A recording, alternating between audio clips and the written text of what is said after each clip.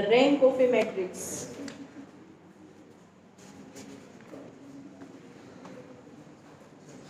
देखो रैंक जो निकालेंगे ना बच्चों, रैंक निकालने के आपके पास 3 मेथड होते हैं।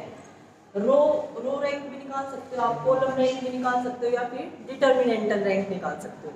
अब जो हम फर्स्ट एक्सरसाइज में पढ़ेंगे, एक्सरसाइज 2.1 में, वो हम डिटर्मिनेंटल रैंक पढ़ेंगे। ठीक है, आगे रो रैंक और कॉलम रैंक भी है, तीनों का आंसर सेम ही होता है, रैंक आपकी इक्वल ही निकलेगी।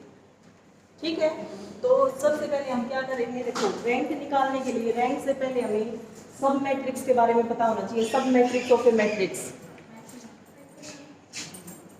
उसके बाद माइनर के बारे में पता होना चाहिए कि माइनर, वैसे आपको एलिमेंट का तो माइनर निकालना आता है ना, लेकिन माइनर ऑफ ए मैट्रिक्स कैसे निकलेगा वो पता होना चाहिए। उसके बाद हम रैंक की डेफिनेशन पे आएंगे।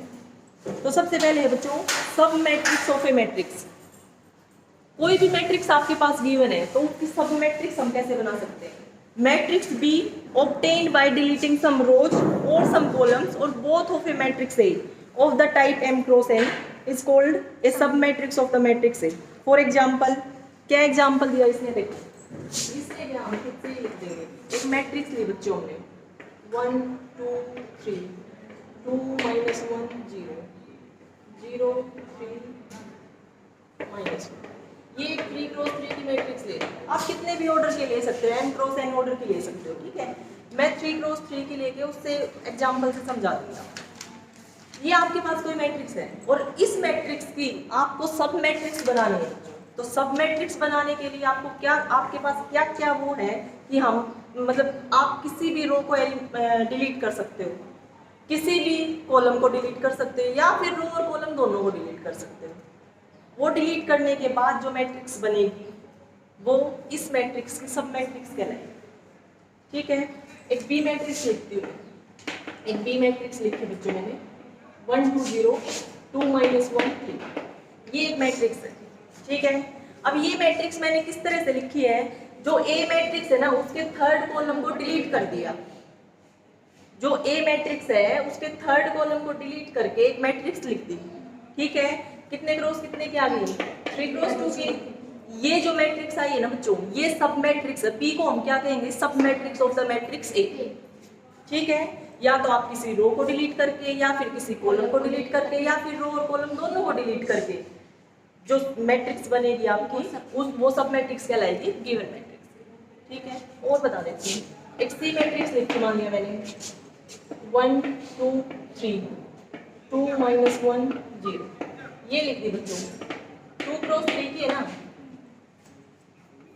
तो ये भी सब मैट्रिक्स बनेगी। क्या किया है मैंने, ए मैट्रिक्स का थर्ड रो डिलीट कर दी, थर्ड रो डिलीट करके ये मैट्रिक्स आ गई, तो सी इज ए सब matrix of the matrix A. Clear. उसके बाद ये भी कंडीशन, आप रो और कॉलम दोनों को भी डिलीट कर सकते हो। मैंने लिख दिया बच्चों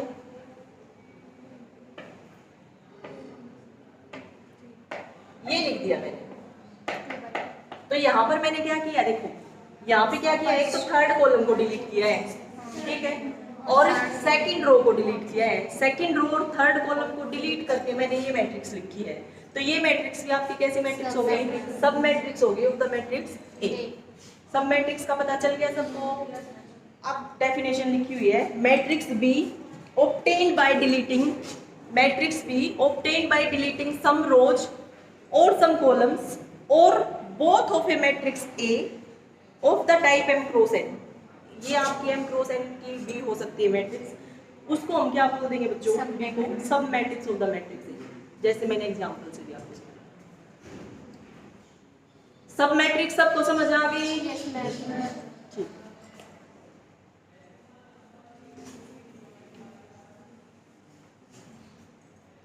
उसके बाद आता है बच्चों जो टॉपिक है नेक्स्ट, वो है माइनर ऑफ ए मैट्रिक्स। इससे अगला टॉपिक है माइनर ऑफ ए मैट्रिक्स। आपको माइनर तो निकालने आते थे, किसी अगर हम किसी एलिमेंट का वो माइनर निकालते हैं तो वो तो मैं आपको फर्स्ट चैप्टर में बता चुकी है ना। अब हम क्या सीखेंगे बच्चों यहाँ पे, माइनर ऑफ ए मैट्रिक्स। ठीक है, अगर एक कोई भी मैट्रिक्स आपके पास, एक मैट्रिक्स ले ली मैंने,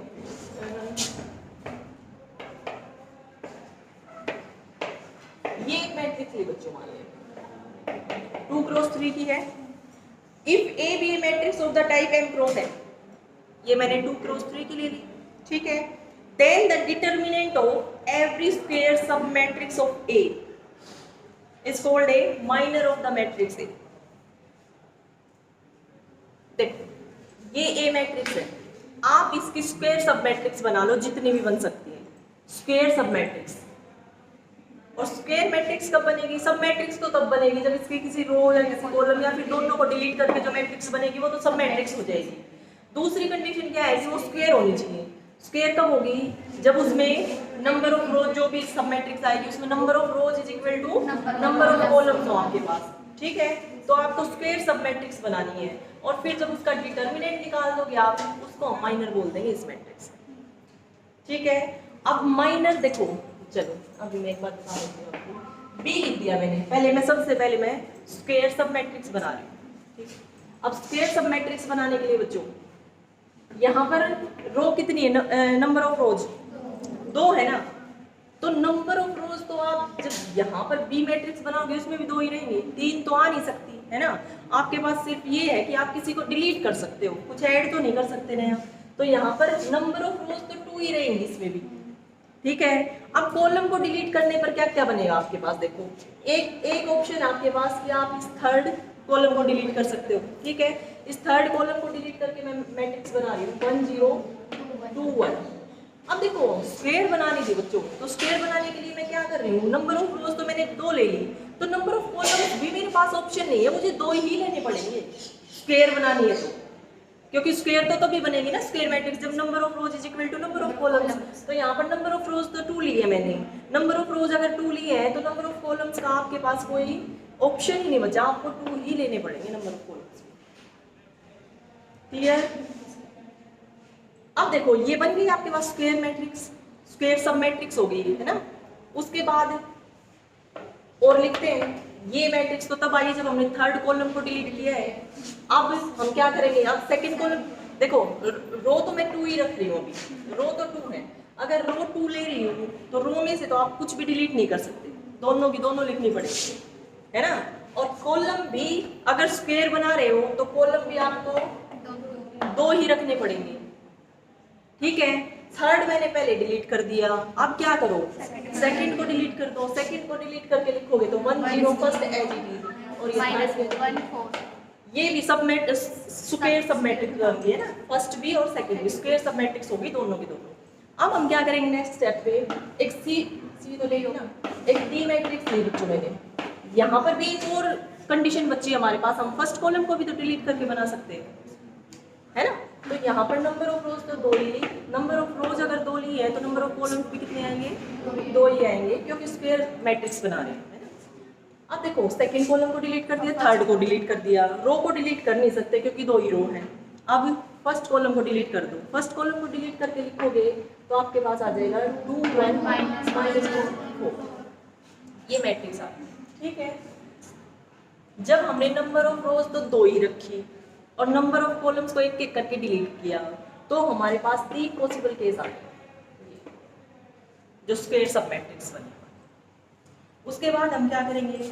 नंबर ऑफ रोज तो 2 लेके कर लिया हमने, फिर हमने किया बच्चों A1 लिख दिया, नंबर ऑफ रोज 1 कर दी।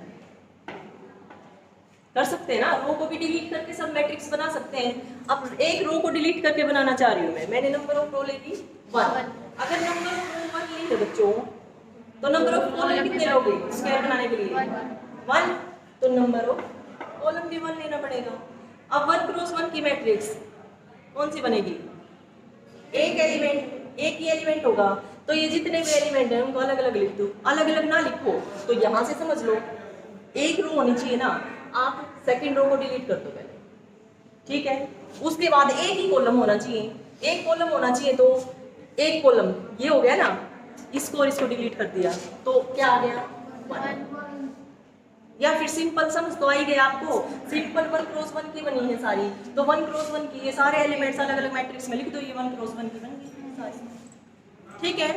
ऐसे ही फिर आप A2 भी लिख सकते हो। A2 क्या आएगा बच्चों? 2, फिर A3 लिखोगे आप -1, फिर A4 लिखोगे आप 0, फिर A5 लिखोगे आप 1, फिर A6 लिखोगे आप 4, ये आ गया आपके पास, ठीक है। तो यहाँ तक आ गया बच्चों, सबको समझ में?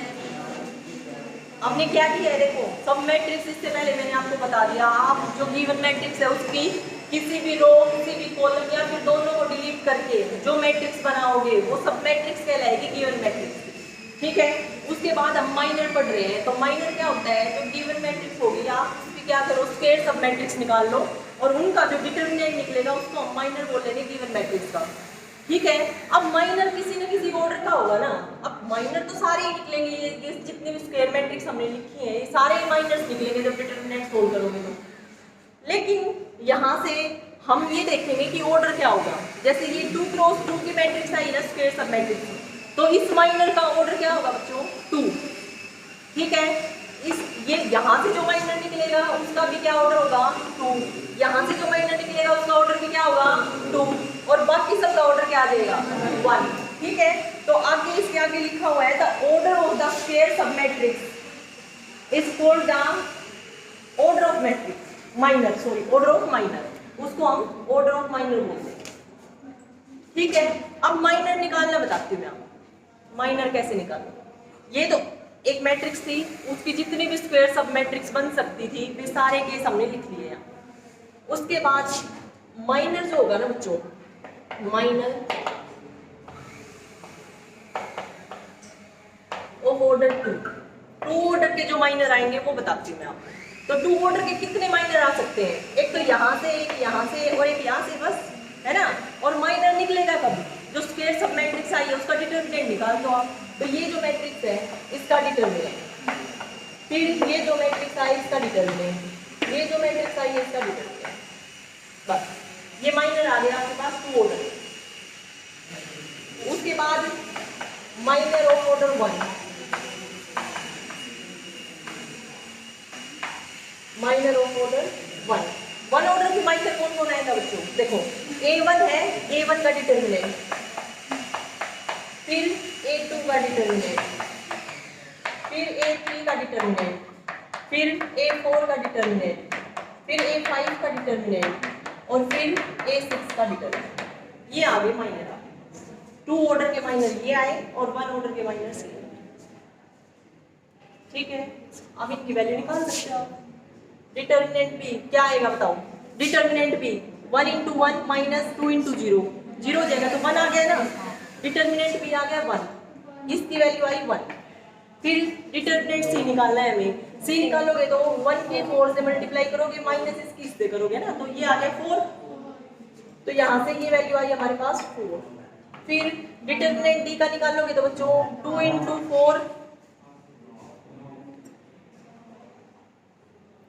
2 × 4 सॉरी ये निकालना है ना, 2 × 4 8, फिर माइनस 1 × -1 -9, तो माइनस माइनस प्लस हो जाएगा तो 9 आ गया ये, है ना, तो ये आ गया 9। फिर उसके बाद ये वैल्यू जब आप निकालोगे तो डिटरमिनेंट A1 1 आ जाएगा, डिटरमिनेंट A2 2 आ जाएगा, डिटरमिनेंट A3 -1 0 1 4, इस तरह से लिख लेना, ठीक है। ये था minor of A matrix A। उसके बाद बच्चों रैंक ऑफ ए मैट्रिक्स, अब जो डेफिनेशन आ गई वो रैंक की आ गई, rank of A matrix A कोई भी मैट्रिक्स हो सकती है आपके पास m × n ऑर्डर, ठीक है। Let A be a n × n non zero matrix, then non negative integer r is called rank of A। अगर आपके पास बच्चों कोई भी m × n की मैट्रिक्स है, ठीक है, और हमें उसकी रैंक निकालनी है, तो रैंक जो होगी सबसे पहली कंडीशन तो नॉन नेगेटिव इंटीजर होना चाहिए। नॉन नेगेटिव इंटीजर मतलब हाँ 0 हो सकता है या फिर पॉजिटिव नंबर होगा, पॉजिटिव इंटीजर, ठीक है। ये आएगा आपके पास, या तो 0 हो सकती है रैंक किसी भी मैट्रिक्स की या फिर कोई पॉजिटिव नंबर, और 0 सिर्फ 0 मैट्रिक्स की आएगी। अभी डेफिनेशन क्लियर होगी तो पता भी चल जाएगा। अब रैंक R कब कहेंगे, इफ A हैज, जो मैट्रिक्स है, has at least 1 non zero minor of order R। A matrix है, आपने उसके माइनर्स निकाल लिए जितने भी ऑर्डर के भी निकले, ठीक है, मैं बोल रही हूँ कि जो इसकी रैंक आएगी ना बच्चों, वो एक नॉन नेगेटिव इंटीजर आर आ गई, स्मॉल आर। तो आर कब आएगी? फर्स्ट कंडीशन होनी चाहिए कि इसका कम से कम एक माइनर आर ऑर्डर का नॉन जीरो होना चाहिए। ठीक है, और आर से बड़े ऑर्डर के जितने भी माइनर्स हैं, जैसे r+1 का अगर एग्जिस्ट कर रहा है तो r+1 का, अगर r+2 का एग्जिस्ट कर रहा है तो वो सारे के सारे माइनर क्या आएंगे? जीरो। तो फिर इसकी रैंक हो जाएगी r, जो कि नॉन नेगेटिव। देखो यहां से क्लियर करती हूँ मैं आपको। ये मैट्रिक्स है, इसने लिखा ए आपके पास m क्रॉस n की मैट्रिक्स होनी चाहिए, यहाँ पर हमने ले ली 2x3 की मैट्रिक्स। ठीक है, अब हम बोलेंगे बच्चों इसकी जो रैंक आएगी वो non negative number, non negative integer r होगी अगर r ऑर्डर का एक नॉन जीरो माइनर कम से कम एक जरूर मिले आपको। कम से कम एक r ऑर्डर का नॉन जीरो माइनर अगर मिल रहा है तो r हो सकती है रैंक। ठीक है, हो सकती है, लेकिन अगर r से बड़े ऑर्डर के जितने भी माइनर अगर एग्जिस्ट कर रहे हैं तो सारे जीरो होने चाहिए, तो फिर रैंक आर ही हो जाए। अब यहां पर देखो, हाईएस्ट ऑर्डर माइनर, जो माइनर का हाईएस्ट ऑर्डर है वो कितना है? 2 है ना, 2 है, तो ज्यादा से ज्यादा इसकी रैंक कितनी हो सकती है? 2 ही हो सकती है ना। 3 ऑर्डर का तो माइनर एग्जिस्ट ही नहीं कर रहा, तो नॉन जीरो जीरो की तो बात ही खत्म है ना। तो यहाँ पर इस मैट्रिक्स का जो ऑर्डर आएगा वो ज्यादा से ज्यादा 2 आ सकता है। अब देखेंगे 2 आएगा या नहीं। तो 2 आने की कंडीशन क्या है? इसकी रैंक 2 हो जाएगी। कब होगी इसकी रैंक 2? जब आपके पास 2 ऑर्डर का एक नॉन जीरो माइनर मिल जाए, कम से कम एक नॉन जीरो। अब 2 ऑर्डर के माइनर ये निकले थे ना बच्चों, ये थे, इनमें से कम एक नॉन जीरो होना चाहिए था। यहाँ पर तो सारे ही नॉन जीरो हैं, हमें तो सबकी जरूरत ही नहीं है, एक की जरूरत थी, बस एक नॉन जीरो मिलना चाहिए था, है ना, एक नॉन जीरो। ठीक है, उसके बाद सेकंड कंडीशन में क्या बोल रहा है कि अगर यहाँ पर जैसे 2 आ गया है ना, 2 ऑर्डर का एक नॉन जीरो माइनर मिल गया आपको, अब 2 ही इसकी रैंक हो जाएगी। सेकंड कंडीशन में ये कहा गया है कि 2 ऑर्डर से बड़े ऑर्डर के अगर माइनर एग्जिस्ट कर रहे हैं, जैसे 2 से बड़ा क्या आ जाएगा यहाँ पे 3, अगर 3 ऑर्डर के माइनर एग्जिस्ट कर रहे होते तो वो सारे जीरो होने चाहिए। ठीक है, लेकिन यहाँ पर तो एग्जिस्ट ही नहीं एग्जिस्ट कर रहे, तो इसकी रैंक क्या आ गई? 2। क्यों आई 2? क्योंकि 2 ऑर्डर का हमें एक नॉन जीरो माइनर तो मिल ही गया ना। यहाँ पर तो तीनों है, बट हमें एक की जरूरत थी। क्लियर? तो यहाँ पर इसकी रैंक क्या आ गई बच्चों? रैंक के लिए जो नोटेशन हम यूज करते हैं वो है रो ए, ये नोटेशन यूज करते हैं रैंक के लिए। ठीक है, रो ए। यहाँ पे इस मैट्रिक्स की आ गई 2। क्यों आई 2? क्योंकि 2 ऑर्डर का हमें एक non zero minor, at least 1 non zero minor मिल गया। ठीक है, एंड 3 ऑर्डर के माइनर एग्जिस्ट नहीं कर रहे तो जीरो और नॉन जीरो की बात ही खत्म। अगर एग्जिस्ट कर रहे होते तो चेक कर लीजिए हमें कि वो जीरो है या नॉन जीरो माइनर। ये बात आ गई, यहाँ तक समझ सकते हो।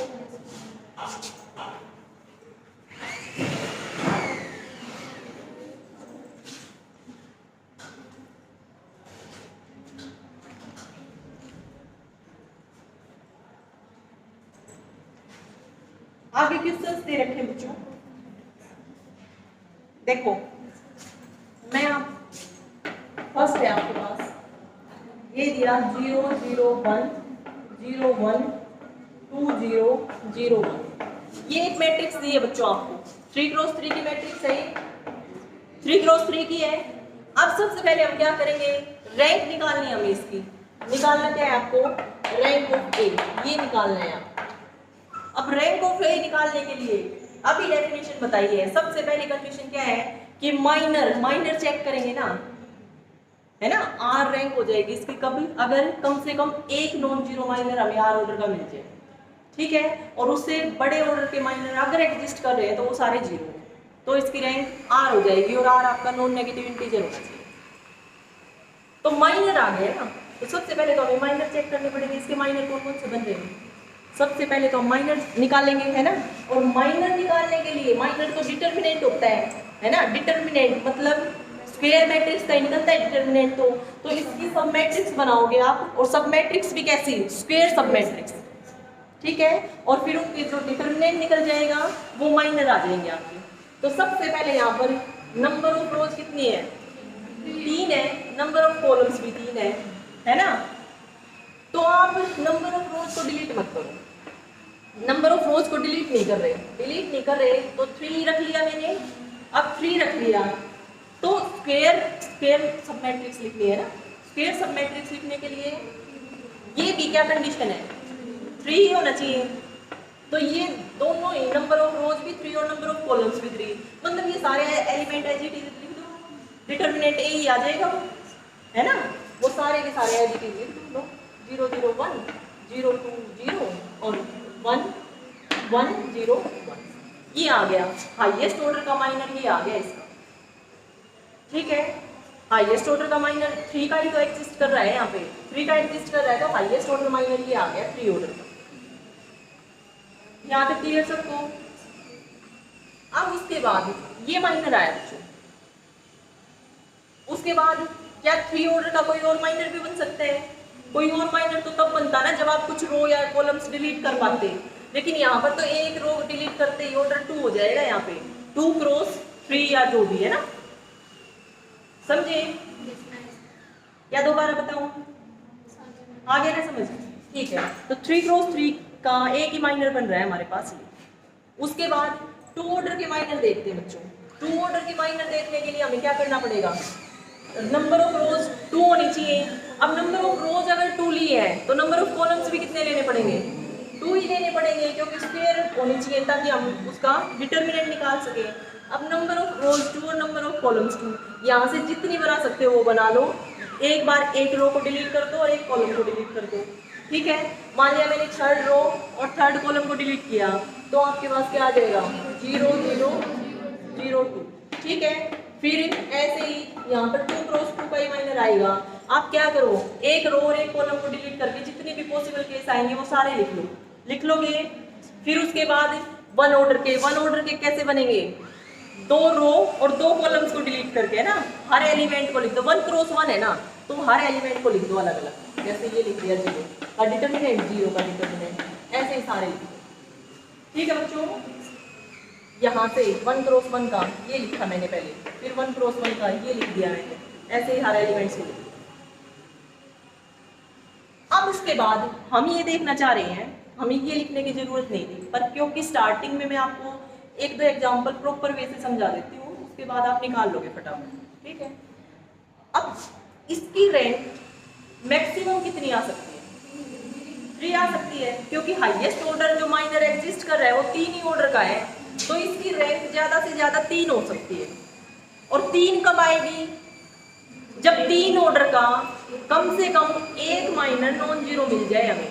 तो 3 ऑर्डर का तो एक ही माइनर है, और अगर वो नॉन जीरो आ गया तो इसकी रैंक 3 हो जाएगी, ठीक है। और दूसरी कंडीशन क्या थी कि 3 ऑर्डर से बड़े ऑर्डर के माइनर अगर एग्जिस्ट कर रहे हैं तो सारे 0 होने चाहिए, लेकिन यहाँ पर तो हाईएस्ट ऑर्डर का ही 3 है ना हाईएस्ट ऑर्डर, तो 4 ऑर्डर के एग्जिस्ट ही नहीं कर रहे। तो यहाँ पर इसका डिटरमिनेंट सोल्व करके बताओ मुझे क्या है। फर्स्ट रो के अबाउट एक्सपेंड कर रही हूँ, तो यहाँ पर आ जाएगा 0 इंटू जो भी को फैक्टर आए 0, फिर -0 इंटू जो भी को फैक्टर आए 0, फिर +1 इंटू 2 आ गया 0 -2, है ना, यहाँ पर आ गया -2 आए +2 आए, हमें कोई मतलब नहीं है, हमें एग्जैक्ट वैल्यू नहीं चाहिए, हमें सिर्फ ये देखना है नॉन जीरो आना चाहिए। रैंक में जरूरत किसकी है, नॉन जीरो होना चाहिए, है ना। ये आ गया नॉन जीरो आ गया। अब 3 ऑर्डर का माइनर नॉन जीरो मिल गया, एक ही एग्जिस्ट कर रहा है और वो नॉन जीरो मिल गया। अगर बाकी एग्जिस्ट कर रहे होते तो हमें ये नॉन जीरो मिल गया ना, तो बाकी 3 ऑर्डर के माइनर चेक करने की जरूरत ही नहीं थी, निकालने की जरूरत ही नहीं थी, ठीक है। तो यहाँ पर ये निकलते ही आपने क्या करना है, सबसे पहले हाईएस्ट ऑर्डर माइनर निकाल लेना है।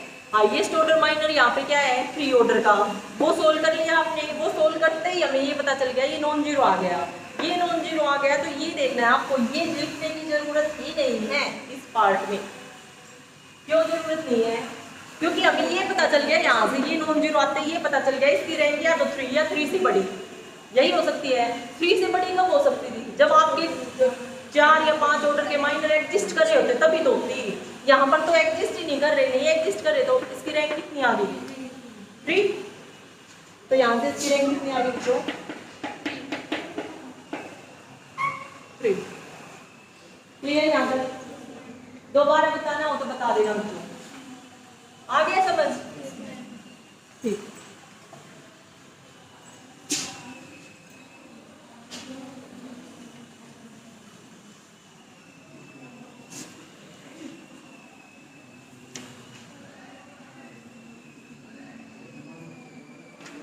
उसके बाद एक दिया बच्चों, देखो एक ए मैट्रिक्स थी उसमें 1 2 -1, ठीक है। मैं अपनी तरफ से लिख रही हूँ कोई मैट्रिक्स 2 4 -2,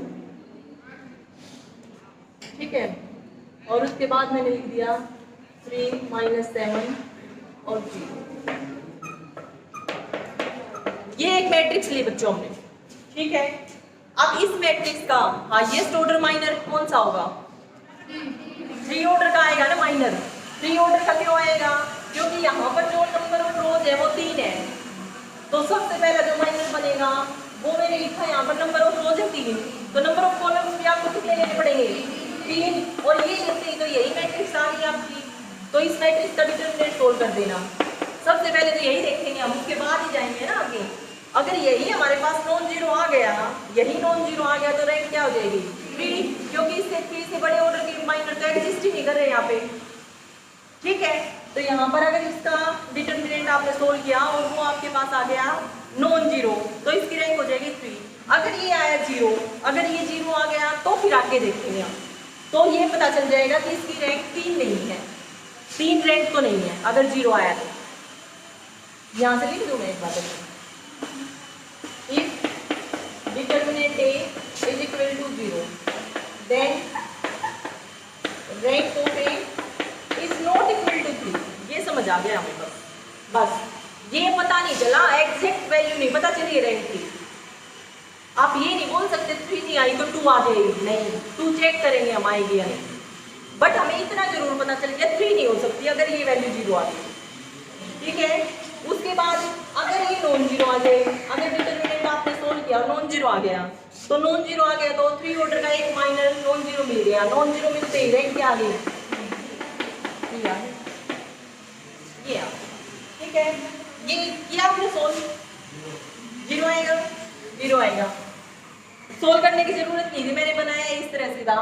क्या किया होगा आपने, यहाँ से 2 फर्स्ट रो को मैंने मल्टीप्लाई किया ना 2 से, तो 2 कॉमन निकाल लोगे और फिर फर्स्ट और सेकंड रो दोनों आइडेंटिकल हो जाएंगी, और 2 रो किसी डिटरमिनेंट में आइडेंटिकल होते हैं, डिटरमिनेंट की वैल्यू 0 होती है, ठीक है। तो मैंने इसी तरह से एग्जांपल बनाया था यहाँ पे।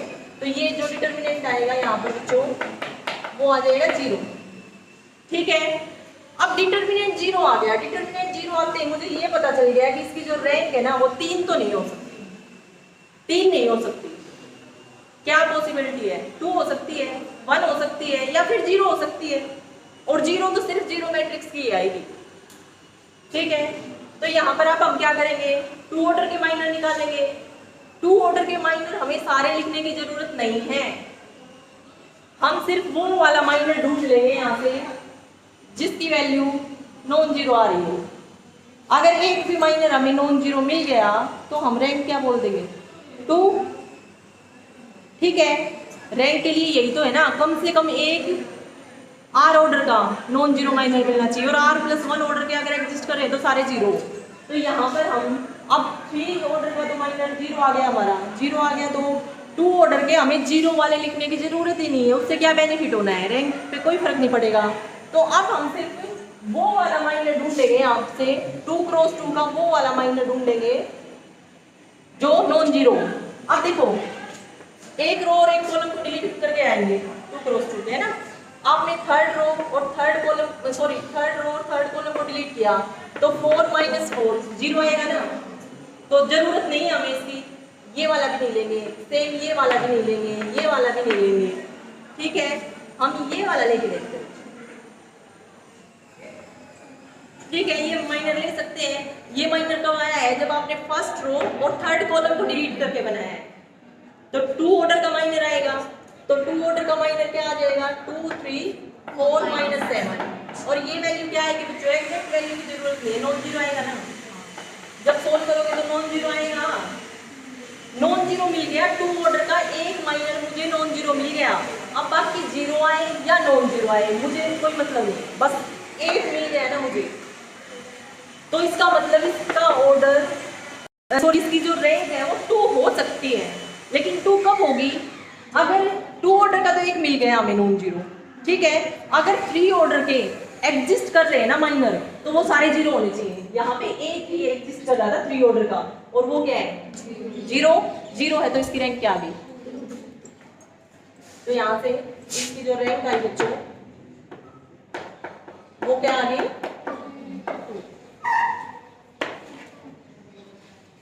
क्लियर? यहाँ ऐसे निकालते रहे।